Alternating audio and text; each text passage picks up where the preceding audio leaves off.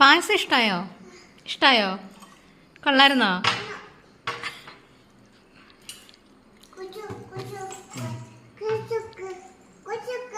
കൊടുത്തു നോക്ക്.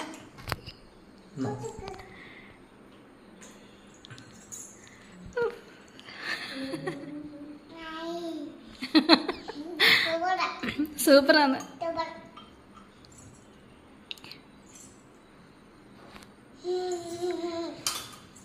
Happy birthday